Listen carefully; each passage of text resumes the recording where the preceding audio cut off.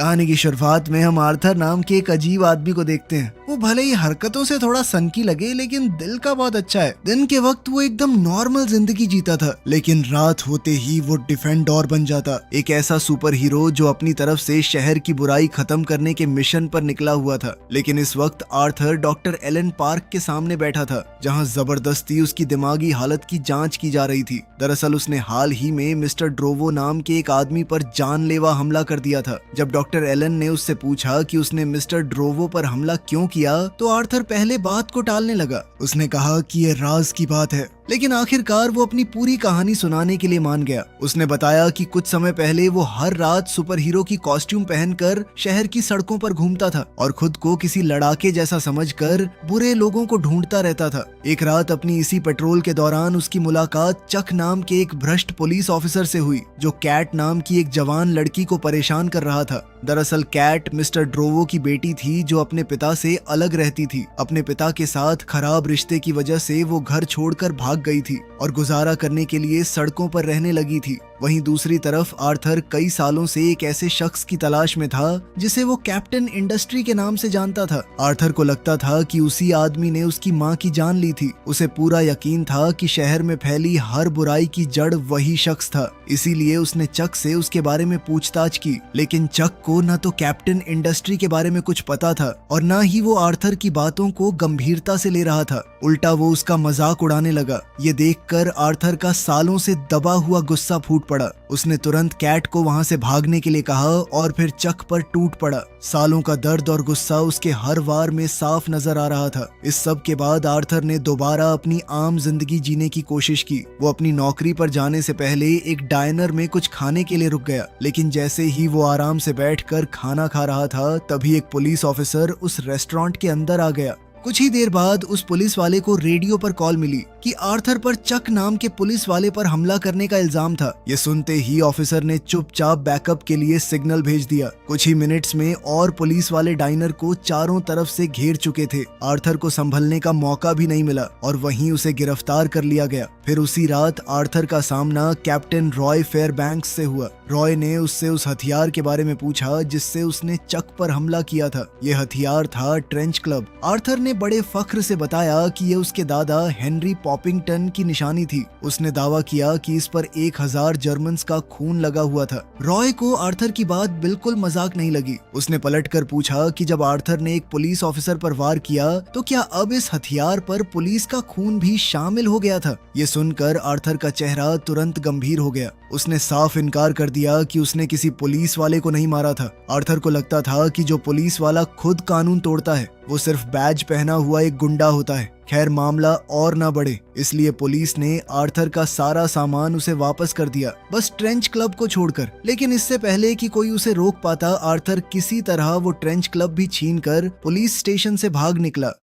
अब प्रेजेंट में दिमागी जांच के दौरान आर्थर कुछ देर के लिए ख्यालों में खो गया था, पर डॉक्टर एलन ने नरमी से उसका ध्यान वापस खींचा। उन्होंने आर्थर को यकीन दिलाया कि वो जो भी कहेगा वो सिर्फ जज तक ही पहुंचेगा। ये सुनकर आर्थर शांत हो गया और अपनी कहानी आगे बताने लगा। उसने बताया कि उसने चक और उसकी टीम को एक छोटे लड़के को परेशान करते हुए देखा था। तब आर्थर तुरंत उनके सामने खड़ा हो गया और बोला, बच्चे को क्या परेशान कर रहा है बे? अपने साइज के आदमी से पंगा लेना। चक ने उसे तुरंत पहचान लिया। उसने तुरंत बताया कि ये तो वही आदमी है जिसने मेरे ऊपर हमला किया था। फिर अपने साथियों से घिरा हुआ चक आर्थर का मजाक उड़ाने लगा। इस पोपलू सी शक्ल वाले को लगता है ये बैटमैन है। दुनिया को बचाने का ठेका भाई ने ले रखा है। लेकिन इतने लोगों से घिरे होने के बावजूद भी आर्थर पीछे नहीं हटा। बिना ज्यादा सोचते हुए उसने कीड़ों से भरा एक जार चक की तरफ फेंक दिया और अपनी जान बचाने के लिए वहां से भाग निकला। बदकिस्मती से जैसे ही आर्थर अपने ट्रक में बैठने वाला था, तभी चक के आदमियों ने उसे घेर लिया और बेरहमी से पीटना शुरू कर दिया। मार खाने के बाद आर्थर बुरी तरह जख्मी हो चुका था। चक्कर खाते हुए वो एक हेलुसिनेशन में चला गया, जहां उसे अपनी माँ फे की वो पुरानी याद दिखने लगी, जब वो पैसे कमाने के लिए घर से निकली थी और फिर कभी वापस नहीं आई। लेकिन आर्थर अकेला नहीं था। कैट ने जब उसकी हालत देखी तो वो तुरंत उसके पास दौड़ कर आई। उसने आर्थर को संभाला और दोनों उसके घर वापस आ गए। फिर घर पहुंचते ही कैट ने अपनी जेब से एक सिगार निकाला और उसे जलाया, लेकिन उसकी स्मेल आर्थर को बिल्कुल पसंद नहीं आई। परेशान होकर उसने कैट से वहां से चले जाने को कहा, मगर कैट ने बताया कि उसके पास जाने के लिए कोई और जगह ही नहीं थी। ये सुनकर आर्थर का दिल पिघल गया। उसने उसे कुछ देर के लिए अपने साथ रुकने दिया, हालांकि वो इस बात से पूरी तरह खुश नहीं था। खैर अगले दिन जब आर्थर काम पर पहुंचा तो उसके चेहरे और शरीर पर मार के निशान साफ दिख रहे थे। उसके दोस्त पॉल ने तुरंत देखा और पूछा कि आखिर हुआ क्या था। शुरू में तो आर्थर ने बात टाल दी और कह दिया कि वो बस गिर गया था, लेकिन पॉल आर्थर को अच्छी तरह जानता था। बार बार पूछने पर आखिरकार आर्थर ने सच बता दिया कि कुछ पुलिस वालों ने मुझे लो बजट बैटमैन बनने की वजह से थोड़ा पेल दिया था। ये सुनकर पॉल को उसकी फिक्र हुई और वो उसे हॉस्पिटल में चेकअप के लिए ले गया। हॉस्पिटल में पॉल की वाइफ और उनका छोटा बेटा जैक भी आ गए। फिर दोनों ने आर्थर की हालत देखकर इसे जैक को समझाने का मौका बना लिया। उन्होंने उसे समझाया कि लड़ना हमेशा गलत होता है, लेकिन जैक के एक मासूम सवाल ने दोनों को चुप कर दिया। मम्मा, अगर किसी को बचाने के लिए लड़ना पड़े तो क्या तब भी लड़ना गलत है? उधर अपने ऑफिस में कैप्टन रॉय को एक खुफिया फोन कॉल मिली। कॉलर ने उसे बाइकर्स से जुड़ी एक परेशानी के बारे में वार्निंग दी, लेकिन रॉय बिल्कुल भी घबराया नहीं। उसने आराम से जवाब दिया कि सब कुछ कंट्रोल में था। असल में उसके अंडरकवर ऑफिसर्स पहले ही बाइकर्स के बीच घुस चुके थे। साथ ही उन्होंने रिकॉर्डिंग डिवाइसेस भी लगा रखे थे। फोन रखने के कुछ ही पल बाद चक उसके ऑफिस में आ गया। बड़े आराम से उसने रॉय से बाइकर्स के बारे में पूछा, लेकिन रॉय ने बिना अपना एक्सप्रेशन बदले ऐसे दिखाया जैसे उसे इस बारे में कुछ भी पता ना हो, और उसने चक के सवाल को पूरी तरह नजरअंदाज कर दिया। खैर अगले दिन कैट ने आर्थर से पूछा कि आखिर उसके डिफेंडर बनने के पीछे मकसद क्या था। आर्थर ने बताया कि वो एक आदमी की तलाश में था जिसे वो कैप्टन इंडस्ट्री के नाम से जानता था। आर्थर को लगता था कि शहर में फैली हर बुराई, चाहे वो ड्रग ट्रैफिकिंग हो या इंसानों का शोषण, सबके पीछे वही शख्स था। आर्थर की बात सुनते ही कैट को कुछ समझ आ गया। कैट ने थोड़ा सोचते हुए कहा कि अगर वो इतना बड़ा क्रिमिनल है, ड्रग्स की स्मगलिंग भी करता है, तो शायद मैं उसे जानती हूँ। उसने तुरंत अंदाजा लगाया कि शायद आर्थर केन की बात कर रहा था। एक बार तो आर्थर को यकीन ही नहीं हुआ कि इस लड़की को कहाँ पता होगा मैं किसको ढूंढ रहा हूँ, लेकिन जब कैट ने थोड़ी और बातें बताई और कहा कि मैं उसके घर भी जा चुकी हूँ, ये सुनते ही आर्थर तुरंत बेचैन हो गया और बिना देर किए उसका सामना करने की तैयारी करने लगा। कैट ने उसे रोकने की कोशिश की। हर वक्त उसके साथ बहुत ज्यादा गुंडे होते हैं, तुम्हें देखते ही ना पिछवाड़े में गोली मार देंगे, ठीक है? चले हो बड़े हीरो बन के। ये सुनकर आर्थर ने कैट से गुजारिश की कि वो उसे केन तक पहुंचने का रास्ता बता दे, लेकिन कैट हंस पड़ी। उसने साफ कह दिया कि बिना पैसे लिए वो कोई भी जानकारी नहीं देगी। फिर उसी रात कैट चुपके से आर्थर का सामान खंगालने लगी, लेकिन आर्थर ने उसे रंगे हाथ पकड़ लिया। गुस्से में उसने कैट से कहा कि वो चुपचाप जाकर सो जाए। फिर रात बढ़ती गई और आर्थर को कैट के बारे में कुछ अजीब बातें समझ आने लगी। वो एक तो झूठ बोलने में बहुत अच्छी थी, दूसरा उसे बातें घुमानी बहुत अच्छी आती थी। लेकिन अब जब आर्थर को उसकी झूठ बोलने की आदत का पता चल चुका था, तो वो ये सोचने से भी खुद को रोक नहीं पाया कि ये केन के बारे में सच बोल रही थी या नहीं। आखिरकार कैट ने मान लिया कि उसे केन के बारे में ज्यादा कुछ पता नहीं था। जब वो उससे मिली थी तब उसकी आंखों पर पट्टी बंधी हुई थी, इसलिए वो उसका ठिकाना तो ढंग से नहीं देख पाई। फिर भी उसने आर्थर को एक रास्ता बताया। अगर उसे केन तक पहुंचना है तो सबसे पहले उसे चक को ढूंढना होगा। आर्थर ने पूछा कि वो उसे कहाँ मिलेगा। तब कैट ने बताया कि उसे वो क्लब हाउस पता था जहाँ चक अक्सर अपना वक्त बिताता है, खासकर अब जब उसकी बीवी ने उसे घर से निकाल दिया है। फिर कुछ ही देर बाद आर्थर सीधा उस क्लब हाउस पहुंच गया।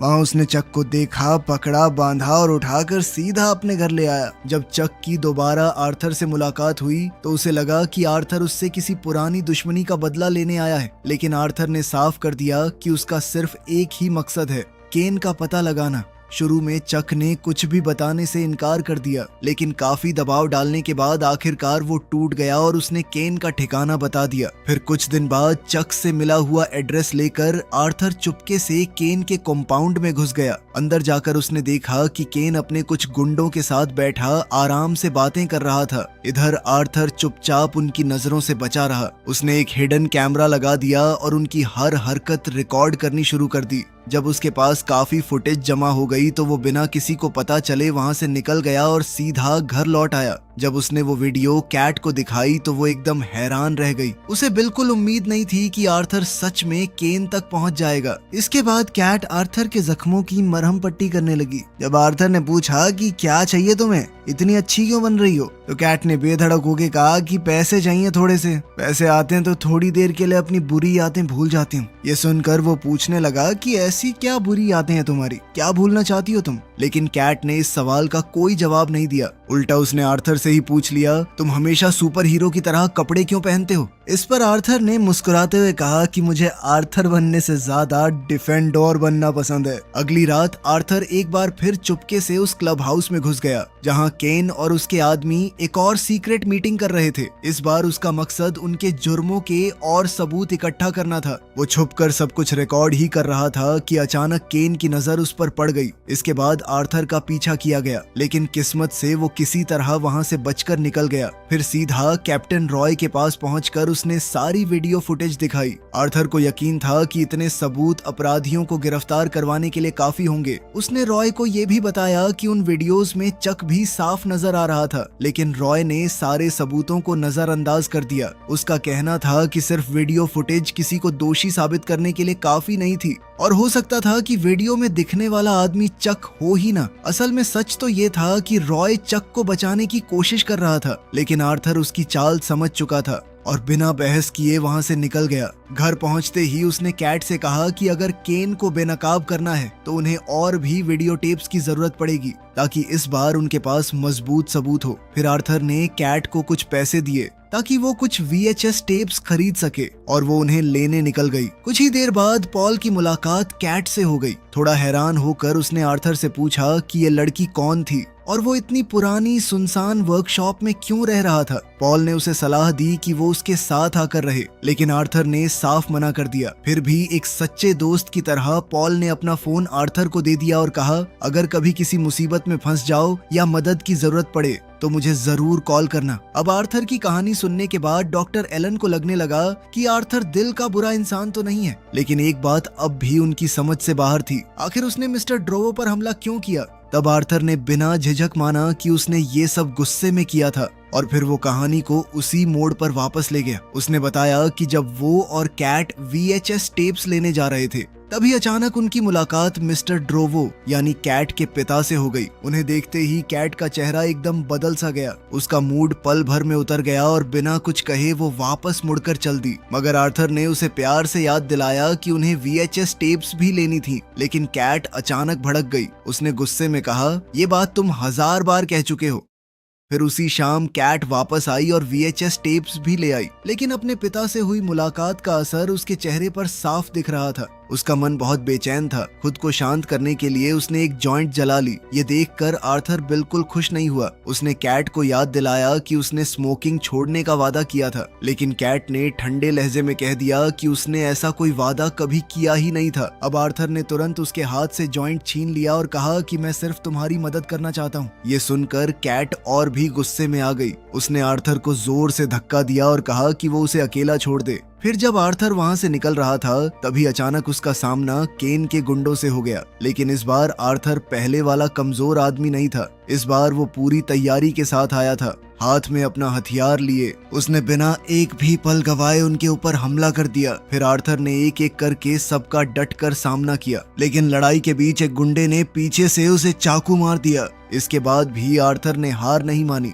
आखिर में उनका लीडर खुद आगे आया। उसने आर्थर को समझाने की कोशिश की, शायद उसे सरेंडर करने का एक मौका भी दिया, लेकिन आर्थर इतना जिद्दी था कि पीछे हटने का सवाल ही पैदा नहीं होता था। वो आदमी आर्थर को बुरी तरह पीटता रहा और बार बार उससे हार मान लेने को कहता रहा, लेकिन आर्थर हर बार दोबारा खड़ा हो जाता। वो किसी भी कीमत पर हार मानने को तैयार नहीं था। आखिरकार गैंग के लीडर ने अपनी बंदूक निकाल ली। अब वो आर्थर का काम तमाम करने के इरादे से खड़ा था, मगर इतनी बुरी हालत में भी आर्थर ने अपना होश नहीं खोया। उसने शांति से बात करके मामला संभालने की कोशिश की, लेकिन साथ ही साथ उसने चुपके से वो फोन निकाल लिया जो पॉल ने उसे दिया था। बाहर से वो बिल्कुल बेपरवाह दिख रहा था, जैसे उन्हें चैलेंज कर रहा हो कि जो करना है कर लो। मगर उसी दौरान उसने चोरी छिपे पॉल का नंबर डायल कर दिया। उसने कॉल को उसी वक्त कनेक्ट होने दिया जब सामने वाले ने बंदूक तान ली। ये एक खामोश सिग्नल था, बस इतना कि पॉल समझ जाए कि आर्थर किसी बड़ी मुसीबत में फंस चुका था, और अगले ही पल बंदूक से गोली चला दी गई। उधर कॉल पर गन शॉट की आवाज सुनते ही पॉल घबरा गया। वो तुरंत आर्थर के घर की तरफ दौड़ा। वहाँ उसकी मुलाकात कैट से हुई।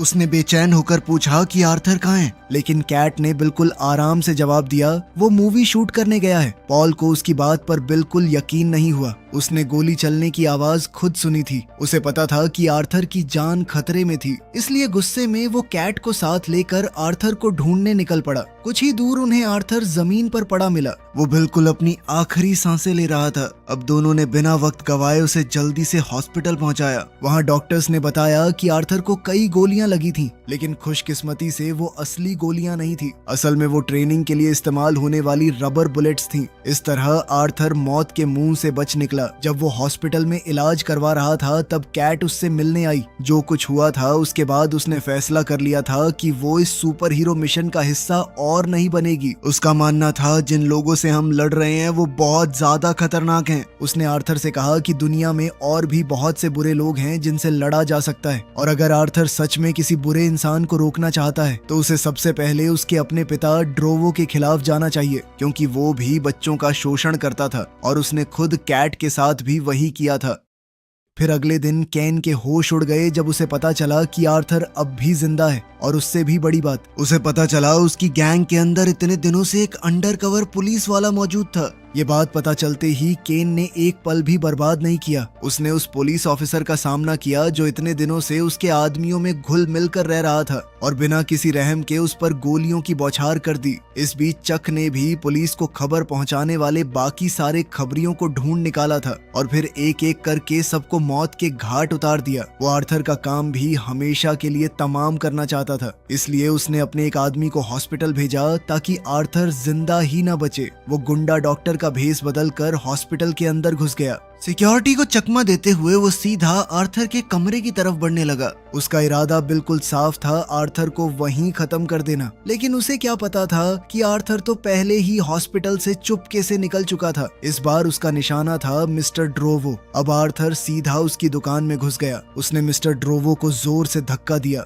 जिससे वो शीशे का दरवाजा तोड़ते हुए बाहर जा गिरा। इसके बाद आर्थर ने उसे घसीटकर बाहर रखे कचरे के डिब्बे में फेंक दिया। इसी हमले की वजह से आर्थर को गिरफ्तार कर लिया गया और उसका दिमागी टेस्ट करवाने के लिए डॉक्टर एलन के पास भेज दिया गया। आर्थर का मानना था कि सिस्टम इतना बेरहम है कि मैं जेल में बंद हूँ, जबकि वो आदमी जिसने मेरी माँ की जान ली थी वो खुलेआम घूम रहा है। डॉक्टर एलन ने जब इस बारे में और पूछा तो आर्थर ने बताया कि उसके दादा हेनरी ने ही उसे बताया था कि कैप्टन इंडस्ट्री ही उसकी माँ की मौत का जिम्मेदार है। फिर बाद में आर्थर को कोर्ट में पेश किया गया। उसने किसी भी लॉयर की मदद लेने से साफ इनकार कर दिया था। तब उसका दोस्त पॉल उसकी तरफ से बोलने के लिए आगे आया। पॉल ने जज को बताया कि आर्थर पिछले 5 सालों से उसके साथ काम कर रहा है और वो दिल का बहुत अच्छा इंसान है, लेकिन उसने ये भी माना कि आर्थर मानसिक रूप से पूरी तरह ठीक नहीं था। इन सब बातों को ध्यान में रखते हुए जज ने फैसला सुनाया कि आर्थर को पहले पूरा साइकोलॉजिकल इवैल्यूएशन करवाना होगा।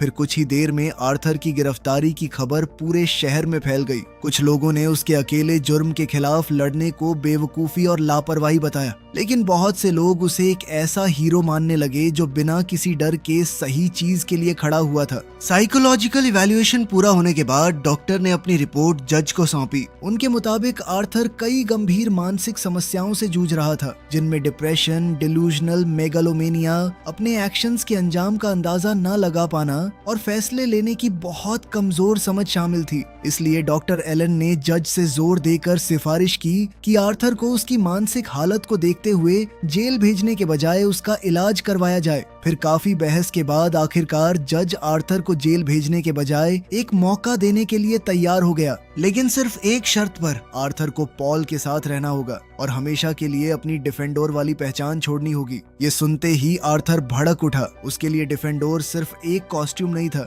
बल्कि उसकी पहचान बन चुकी थी। पॉल ने उसे समझाने की पूरी कोशिश की, भाई अगर तू जेल जाने से बचना चाहता है तो इस शर्त को मानने के अलावा तेरे पास कोई रास्ता नहीं है। फिर कुछ दिन बाद कैट ने दोबारा चक से कांटेक्ट किया। उसकी कोशिश थी कि दोनों के बीच सब कुछ पहले जैसा हो जाए। शुरू में चक अब भी आर्थर की वजह से उससे नाराज था, लेकिन धीरे धीरे कैट ने उसे मना ही लिया। उधर केन और उसके आदमी बुरी तरह घबरा चुके थे। उन्हें डर था कि आर्थर कभी भी पुलिस या फेडरल अथॉरिटीज को उनके सारे राज बता सकता है। इसलिए आर्थर को चुप कराने के लिए उन्होंने कैट को ही अपना हथियार बना लिया। फिर जल्द ही आर्थर को एक धमकी मिली, अगर तूने पुलिस के सामने मुंह खोला तो कैट को मौत के घाट उतार दिया जाएगा। पॉल के घर रहने के बाद भी आर्थर अपनी डिफेंडर वाली पहचान को भुला नहीं पा रहा था। पॉल ने एक बार फिर उसे समझाया, उसने उसे याद दिलाया कि उसने कभी उसके बेटे जैक की जान बचाई थी और चाहे वो कॉस्ट्यूम पहने या ना पहने उसके लिए आर्थर हमेशा एक हीरो ही रहेगा। लेकिन आर्थर के लिए डिफेंडर बनना कोई आदत नहीं थी जिसे वो बस छोड़ देता। जब कैट बंधी हुई थी तो चक ने उसका फायदा उठाने की कोशिश की। कैट ने अपनी सिचुएशन समझते हुए ऐसा दिखाया कि मैं भी यही चाहती हूँ, एक काम करो, खोल दो मुझे, मैं तुम्हें ढंग से प्यार करना चाहती हूँ। और फिर उसे किस करने के बहाने कैट ने मेज से उसकी बंदूक उठाकर उसके गोटों में गोली मार दी। इसके बाद वो वहां से भाग निकली और सीधा आर्थर से जा टकराई जो उसे बचाने ही आ रहा था। आखिरकार दोनों वापस आर्थर के घर लौट आए। कैट को उम्मीद थी कि इतना सब होने के बाद शायद आर्थर अब ये लड़ाई छोड़ देगा, लेकिन हुआ बिल्कुल उल्टा। अब आर्थर पहले से भी ज्यादा पक्का इरादा कर चुका था कि वो केन का अंत करके ही रहेगा। कैट ने उसे रोकने की बहुत कोशिश की, उसने मिन्नत की कि बिना किसी हथियार के वहां मत जाओ, लेकिन आर्थर ने उसकी एक ना सुनी। इसके बाद आर्थर कैप्टन रॉय से मिला। उसने बताया कि एक खास जगह पर जल्दी ही हथियारों और तस्करी का शिकार बनी लड़कियों की एक बड़ी शिपमेंट पहुंचने वाली थी और उस शिपमेंट को लेने के लिए केन और चक दोनों वहां मौजूद होंगे। आर्थर के मुताबिक उन सबको एक साथ पकड़ने का इससे बेहतर मौका दोबारा नहीं मिलने वाला था। शायद इसी दिन वो अपनी माँ फे की मौत का बदला भी ले सकता था। मगर रॉय ने हमेशा की तरह शांति से उसे समझाने की कोशिश की, लेकिन आर्थर ने किसी की नहीं सुनी और अकेला ही केन और उसके आदमियों का सामना करने निकल पड़ा। बदकिस्मती से पुलिस के पहुंचने से पहले ही आर्थर को गोली लग गई और इस बार वो बच नहीं पाया, लेकिन उसकी वजह से चक और केन दोनों सलाखों के पीछे पहुंच गए। कैट ने अपना राइटर बनने का सपना पूरा किया। उसकी जिंदगी तो सुधर गई, लेकिन इस शहर को बचाने वाला डिफेंडर अब नहीं रहा। वीडियो पसंद आई तो लाइक कर देना, चैनल को सब्सक्राइब कर लेना। मिलते हैं अगली वीडियो में।